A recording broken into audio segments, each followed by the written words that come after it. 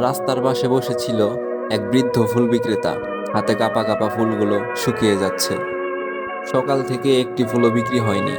একটা ছোট ছেলে, নাম রাফি, স্কুল ইউনিফর্মে হাঁটছিল। পকেটে ছিল মাত্র 1 টাকার কয়েন। সকালে মা দিয়েছিল টিফিনের জন্য। রাফি দাঁড়িয়ে গেল, বৃদ্ধের দিকে তাকিয়ে বলল, 1 টাকায় ফুল দেবেন? বৃদ্ধ অবাক হয়ে তাকালো, একটা ছোট্ট গোলাপ বাড়িয়ে দিল তার দিকে, আর হেসে বললেন, তোর এই ভালোবাসার দাম টাকায় হয় না বাবা। রাফি সেই শুকনো গোলাপটা বুকের কাছে ধরে রাখলো। হাঁটতে হাঁটতে পেছন দিকে তাকিয়ে দেখলো বৃদ্ধটি হাসছে।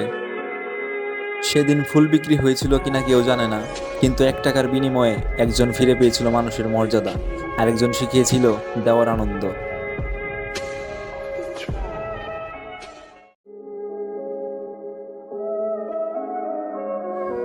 স্কুল ছুটির পর ছোট্ট হৃদয় মাঠে খেলতে যায়। ওর পকেটে একটা ছোট পাথর থাকে, দেখতে সাধারণ, কিন্তু হৃদয়ের মনে হয় এটা ওর লাকি স্টোন। পরীক্ষায় যেদিন ভালো ফল করেছিল, ওই পাথরটা ছিল পকেটে।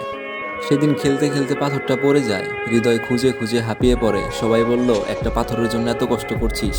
হৃদয় বলল, তোমরা বুঝবে না, এটা শুধু পাথর না, এটা আমার সাহস। সবাই তখন একসাথে খুঁজতে শুরু করলো। শেষমেশ সূর্য ডোবার আগে একটা বন্ধু পাথরটা খুঁজে পেল। হৃদয়ের মুখে তখন একগুচ্ছ হাসি। ছোট জিনিসের পেছনে বড় মানে লুকিয়ে থাকতে পারে। অন্যের ভালোবাসার বিশ্বাসী সত্যিকারের সৌভাগ্য।